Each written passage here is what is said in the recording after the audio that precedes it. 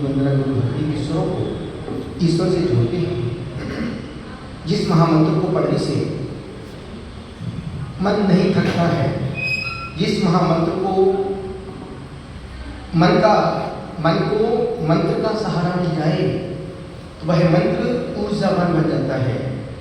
वह महामंत्र अधमरे मन को चैतन्य कर देता है, चैतन्य को सजग कर देता है और सजग व्यक्ति को मंजिल की ओर गति प्रदान करने में कारण भी बन जाता है। ऐसे अनेक साधक हैं, महात्मा हैं, जिन्होंने सिर्फ मंत्र को मार्ग बनाया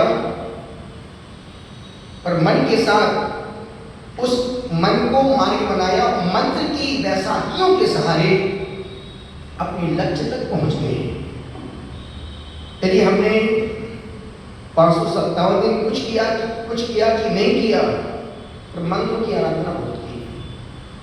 जब मंत्र से मन थोड़ा सा थक जाता था, गिरफ्त मुंह खोल के बैठ जाते थे। जब आंखें थक जाती थी तो फिर मंत्र को शुरू कर देते थे। पर शरीर की थकान कहीं भी महसूस नहीं हुई, क्योंकि हर चीज की क्षमता है।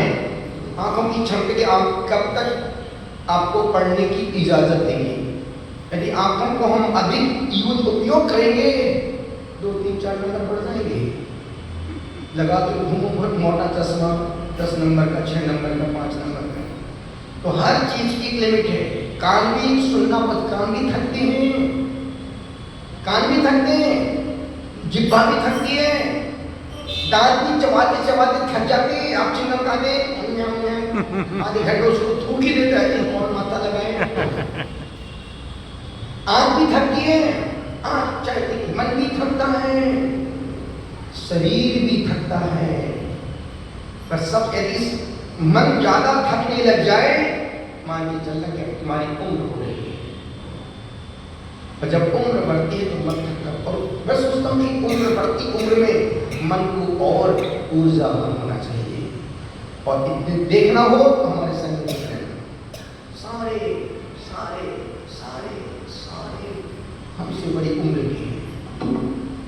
सारे सारे सभी साधु साध्वियां हमसे बड़ी और सब हमसे ज्यादा ऊर्जावान है। हम उन सबको देखते ही थोड़ा सा अपने काम चलाते हैं। यदि हम आज दूसरा उपास है, तीन उपास के साथ ना चार उपास की पालना हुई है, अब 3 उपास की पालना होगी। उसके पहले 5 उपास की साधना की, 4-5 उपास किए थे। यहाँ की ऊर्जा वहां देखो, एक उपास एक की साधना चल रही है। इस वर्षा योग में, तरुण सागर में ज्ञान आचरण के रूप में परिलक्षित हो रहा है। और जब ज्ञान आचरण बन जाए, इससे बड़ा संदेश, इससे बड़ा शिक्षा और कोई संत बोल ही नहीं सकता, दे नहीं सकता है। ज्ञान का प्रतिफल है त्याग, त्याग का प्रतिफल है संयम, संयम का प्रतिफल है आचरण, आचरण का प्रतिफल है समाधि। खूब पढ़ लिया तदनुरूप आचरण में नहीं आ पाया। किस काम की पढ़ाई? 3 चीजें हैं, 4 चीजें हैं, किताब, ग्रंथ, पुराण और चरित्र। 4 चीजें हैं। किताब सामान्य किताब, बुक्स स्टॉल पे मिल जाती। किताब का मतलब पढ़ो, छोड़ो, आगे बढ़ो। बच्चा 5वीं क्लास पास करता है, 6th क्लास में पहुंचता है, 6th क्लास में पहुंचता है, 5वीं की किताब कभी उठा के भी एकदम पिछले साल क्या पढ़ा था। किताब का मतलब है पढ़ो, छोड़ो, आगे बढ़ो। चरित्र का मतलब है जिसमें किसी एक व्यक्ति के चरित्र का, जीवन की यात्रा का, जीवन की व्यथाओं का, कथाओं का विवेचन किया गया हो। कि जैसे प्रद्युम्न चरित्र, श्रेणी चरित्र, श्रीपाल चरित्र, हनुमान चरित्र, इसमें सिर्फ जितनी बातें मिलेंगी हनुमान चरित्र में हनुमान की ही जीवन की गाथाएं मिलेंगी, उसमें राम का कोई रोल नहीं आएगा। हनुमान की हाँ विवेचन होगा, वो है चरित्र। तीसरा है पुराण, जैसे पद्म पुराण, हरिवंश पुराण, आदि पुराण, पांडव पुराण।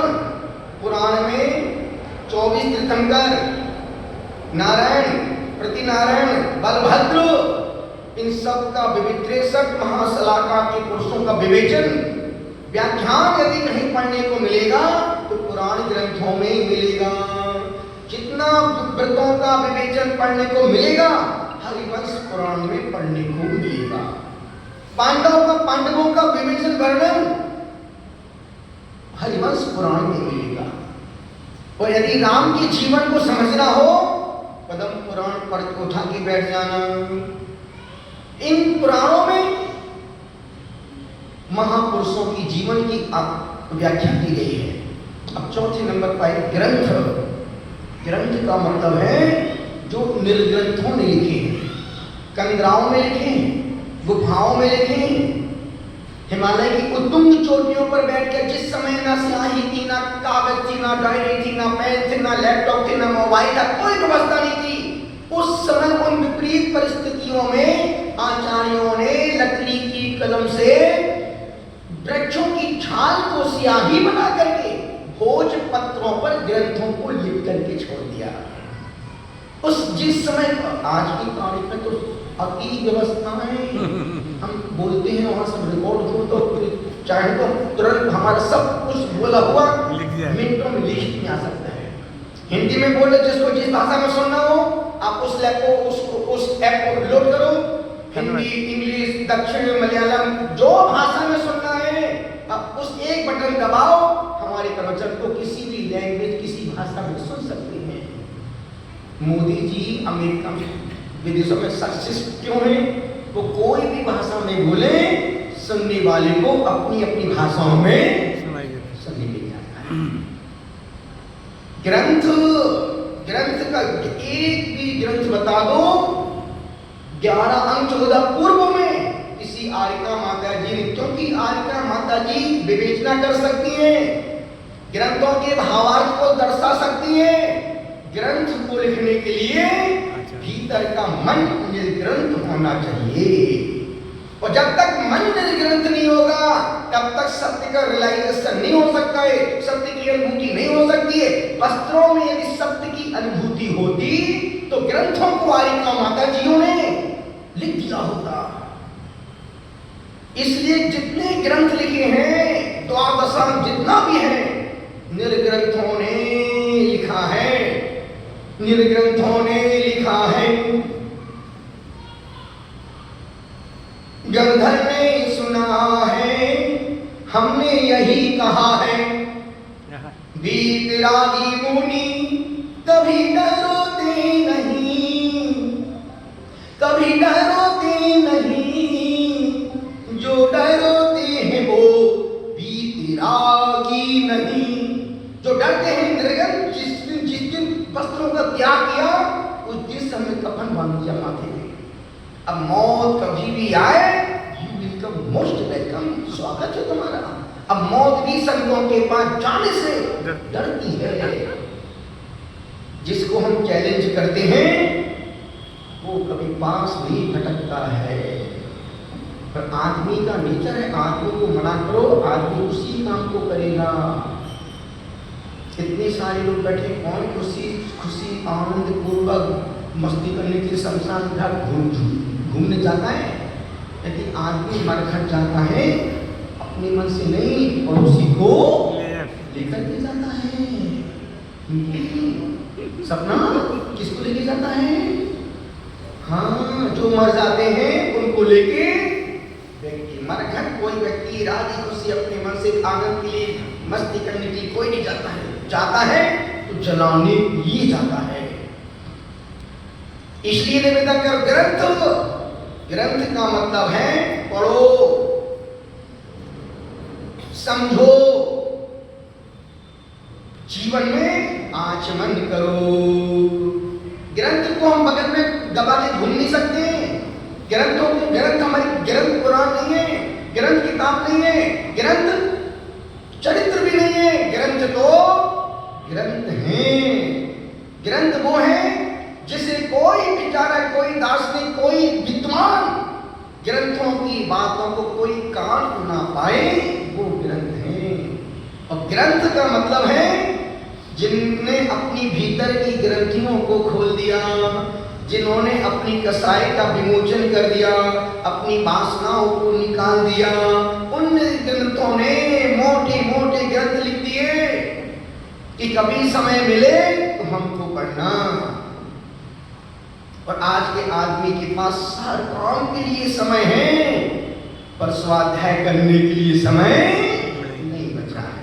अब ये जितनी किताबें रखी सब 100 की किताबें हैं, ना उठाने का समय है, ना खोल के देखने का समय है, ना पढ़ने का। अब तो कुछ भी पढ़ना, मोबाइल भलो पदम पुराण फटाफट लोकल जब खोल के दे देगा। भक्तामर हिंदी पढ़ना है, भक्तामर गान सुनना है, गूगल देवता फटाफट सुनकर मिनटों में आउट। जिन शहर का पाठ सुनना है फटाफट मिनटों में आ जाएगा। अब तो ना मंदिर जाने की आवश्यकता है, क्या स्वाध्याय भवन में जाने, अब तो सिर्फ तुम्हारा मोबाइल ही सबसे बड़ी लाइब्रेरी है। इसलिए कभी भी मोबाइल को लेके लैट्रिन बाथरूम में मत जाना, क्योंकि उसमें संपूर्ण ग्रंथ भरे हुए हैं। सिर्फ आपको उंगली करने की, सब कुछ मैं ही बोलूं क्या, सिर्फ तुम्हें उंगली करने की। अब किसमें करना है, कहाँ करना है, खुद का विवेक लगा लेना। तो मोबाइल में वो सब भरा है जो तुम पढ़ना। और आजकल तो एक नया सिस्टम चल रहा है, आजकल तो एक नया सिस्टम चल रहा है। यदि कोई आप बात कर रहे हो, मोबाइल आपकी हर बात मोबाइल सुन रहा है। यदि आप कुछ बातें आपको किसी चीज में इंटरेस्ट है, वो मोबाइल आपको वही चीज दिखाता रहेगा। पर यदि आप उसको टच कर दिया, आप लगातार टू टू टू टू और पढ़ो और देखो। यदि आप मुझे कोई रेस्टोरेंट चाहिए, अब आप देखो, अब रेस्टोरेंट उसमें ढेर लग जाएंगे, ये रेस्टोरेंट यहाँ, ये रेस्टोरेंट इसमें है, ये है व्यवस्था। दुनिया अब कहीं कोई सिर्फ तुम्हारी मन की बातें मोबाइल, मन की बात अभी तक तो मोदी जी कर रहे थे, अब तुम्हारी मन की बातें मोबाइल सुन रहा है। इसलिए सोच समझ के बात करना, क्योंकि मोबाइल सब कुछ सुन रहा है। और दो को कभी दुश्मन मत बनाना अपना, दो को दुश्मन मत बनाना। एक अपने कुक को जो आपकी रसोई में काम करता है, ये तो कभी भी गुड़िया डालेगा, दूध डालेगा, तुम दिन भर पहुंच रहे हो, कुछ भी एक गोली उसने मिला दिया, तुम चाहो डॉक्टर के चक्कर काटो। कभी अपने कुक को, अपनी रसोई को, अपनी बवर्ची को दुश्मन मत बनाना। और दूसरा अपने ड्राइवर को कभी दुश्मन मत बनने का। पता नहीं कहाँ भिड़ा दे, कोई कभी 100% 99% ड्राइवर कभी मरता नहीं, झटके से फट से निकल जाएगा। और जो पीछे बैठते हैं वो बचते नहीं है। इसलिए ड्राइवर को और अपने खुद को अपना दुश्मन, यही गुड़िया दूध में मिला दी, दाल में डाल दी, पानी में डाल दी, चाय में डाल दी, तुम देर और ये आज क्या हुआ पता नहीं, दिमाग काम नहीं, दिन भर तुम्हारा गर्दन लटक रही है। यदि उसने एक गोली नींद की मिला दी उसमें, चाय में, किसको पता इसमें क्या मिला है, कोई पता नहीं। इसलिए दो से हमेशा जब ये गलती हो भी जाए, कोई बात नहीं, ठीक है, कोई बात हो जाने दो। और तुमने जरा उसको गुस्सा कर दिया, इतना नमक भर देगा, इतनी मिर्ची डाल देगा, गुस्से में उसका गुस्सा, बाबू को तो कुछ बोल नहीं सकता, दाल में कुछ नमक है, इतने खटाई डाल दिन भर डकार मारी बैठा 20 बार बोल जा रहे, क्यों? इसलिए दो को हमेशा सिर पे रखना, दो को हमेशा सिर पे। निवेदन इतना सा कर रहा हूं, ग्रंथ, पुराण, चरित्र और किताब, अनुरोध कर रहा हूं उतना ही छोटी सी कहानी बोल के फिर अपन नमो कर्म करते, फिर भक्ति पढ़ते। एक व्यक्ति बड़ा उदास बैठा था, संत ने कुछ सम्राट ने पूछा, भाई इतना उदास क्यों है?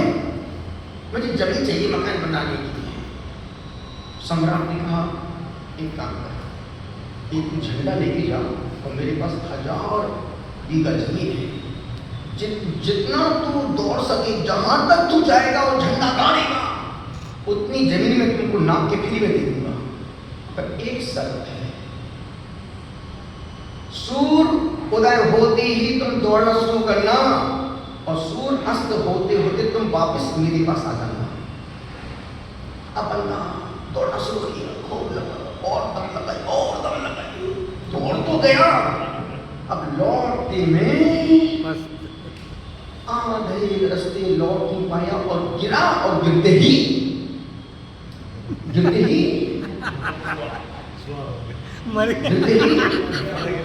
तुम भी कहते मर जब तक हम नहीं तब तक वो मरने वाला अभी नहीं, तो प्रवचन नहीं कर रहे हो कि तुम कर रहे हो। जैसे ही गिरा कुछ देर तक था और मर गया, अमरा।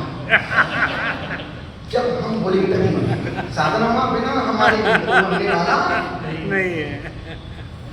सोचो झंडा को गाड़ दिया, लोग की जब बहुत दूर, तुम भी उतना जीवन में दौड़ना कि वापस आने का मौका मिले तो तुम अपने पास तक पहुंच जाओ।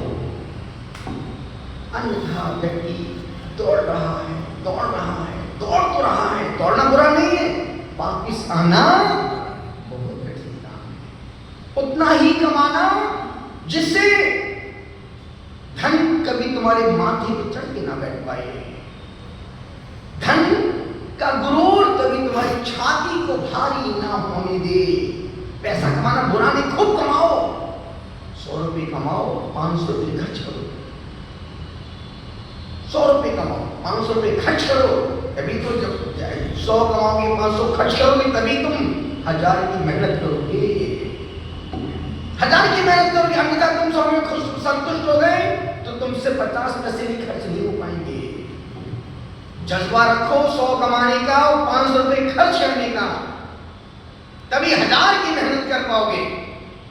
निवेदन इतना सा कर रहा हूं, अनुरोध कर रहा हूं, चल रहा वर्षा योग पूरे देश में सभी साधु सन्यासी अपनी अपनी स्वाध्याय में, शिक्षण में, क्लासों में, ध्यान में, उपदेशों में, हर साधक साध्वी समाज को ज्ञान देने में लगे हैं। और मुझे लगता है अब समाज को ज्ञान देना बंद कर दो। अब ज्ञान देने की, अब समाज को ज्ञान की आवश्यकता नहीं है, अब तो समाज को आचरण की आवश्यकता है। आचरण की आवश्यकता, ज्ञान तो खोपड़ी की खुजलाहट है, ज्ञान को खोपड़ी की खुजलाहट है, पर आचरण जीवन का श्रृंगार है। इन्होंने खूब ज्ञान प्राप्त किया। इन्होंने विद्वान महाराज साहब नौपदु सागर जी, सहसागर जी खूब ज्ञान प्राप्त किया, दुनिया को ज्ञान दिया, खूब शिक्षा दी, खूब क्लासेस दी। आज ज्ञान का प्रतिफल ये मिला कि दुनिया के लिए पूजनीय, वंदनीय और अभिनंदनीय।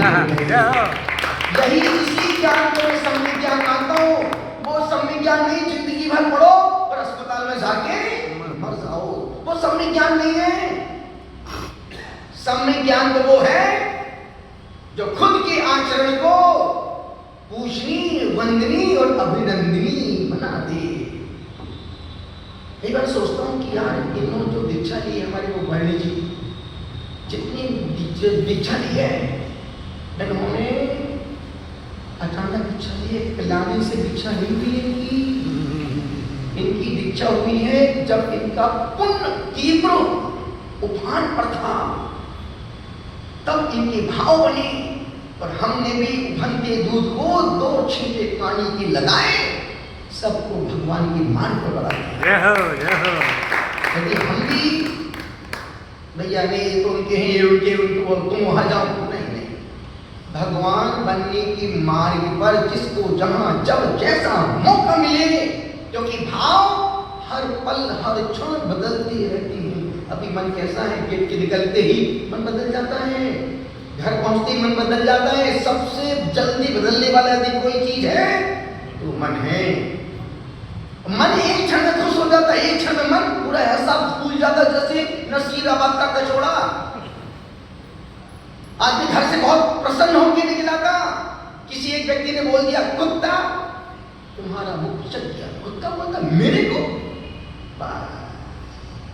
यदि उसने कुत्ता बोल दिया तो तुमको फैलने की, पकने की, मन खराब करने की आवश्यकता क्या है? तुम कुत्ता नहीं हो ना।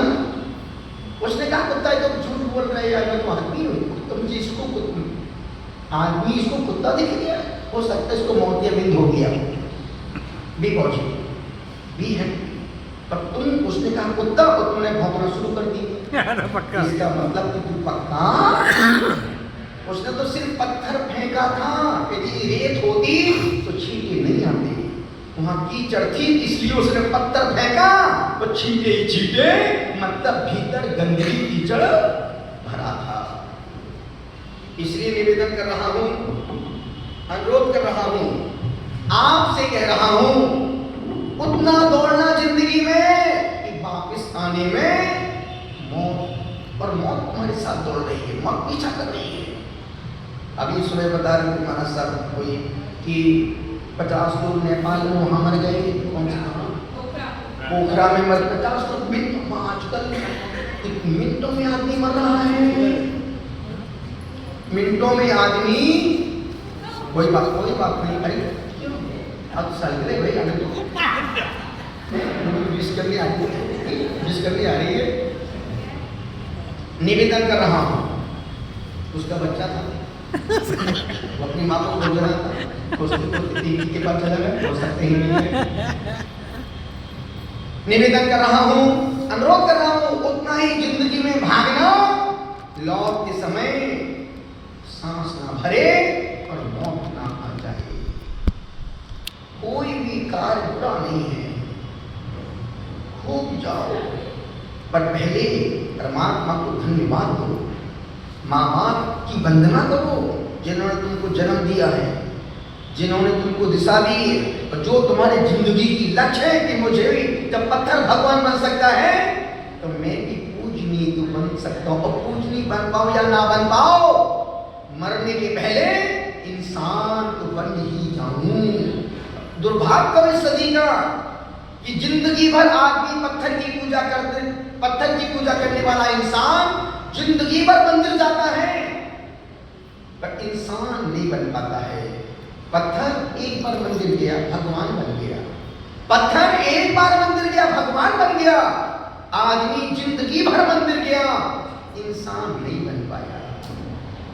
कैसा तो मंदिर जाता है बाबू, किसको दिखाने के लिए जाता है, किसको खुश करना है, किसको दिखाना है, किसको प्रभावित करना है।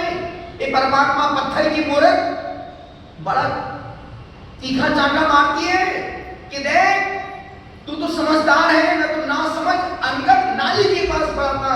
एक शिल्पकार ने मुझे देखा, तरासा और मुझे यहां तक ले आया, पर एक मूर्ति जिसने सहन खो दिया। यदि भगवान बनना है तो सहन तो करना पड़ेगा। शिल्पकार की पत्थर की छाती पर बैठा, कभी आंख पर चोट मारी, कभी कान में खोदा, कभी नाक में छेद, जब इतनी चोटें सहन की इस पत्थर ने, तब जाकर के मूर्ति उठा के सीधी यहाँ वेदी पे नहीं आ गई। इतनी चोटें सहन की, उसके ऊपर छाती पर बैठा, ठोक दिया है, मार दिया है, उसने चूक किया। क्यों? क्योंकि उसको भगवान, इस मार्ग में भी कितना अनादर है, कितनी उपेक्षा है, कितना अपमान है। क्योंकि जो अच्छे मार्ग पर चलेगा लोग उसकी ही टांग खींचेंगे, लोग उसके बारे में ही बोलेंगे, उसके बारे में ही बतेंगे। क्यों? हर वृक्ष पत्थर नहीं खाता है, हर वृक्ष पत्थर नहीं खाता है। पत्थर तो वो खाता है जो फल से लदा होता है, जिसके भीतर कुछ गुणवत्ता होगी, तभी व्यक्ति कुछ ना कुछ बोलेगा, बकेगा। कभी देखा कोई बबूल के पेड़ में कोई पत्थर मार दिया हो, उसमें कांटे ही कांटे हैं। बबूल के पेड़ पर कोई व्यक्ति पत्थर वही वृक्ष खाएगा जहां गुणवत्ता होगी, जहां त्याग होगा, जहां आचरण, जहां तपस्या होगी। और बोलेंगे वो जो उन जैसा बन नहीं पा रहे हैं, जो उन जैसा बन नहीं पा रहे हैं। इसलिए निवेदन कर रहा हूं, वो आदमी झंडा लेके दौड़ तो खूब लंबा गया, पर लौटने में बस 500 कदम दौड़ा, दौड़ते दौड़ते ही उसका दम निकल गया। दिन से गए पाड़े, हलवा मिले ना मारे। ना यहाँ का राना, और तुम भी धन की दौड़ में खूब भाग रहे, सुबह से निकल तो देर रात 10 बजे तक सिर्फ और सिर्फ एक ही, श्री और स्त्री, स्त्री और स्त्री के पीछे पूरा जीवन जा रहा है। निवेदन इतना सा कर रहा हूं, चलते हैं महामंत्र नमोकार का दान करते हैं।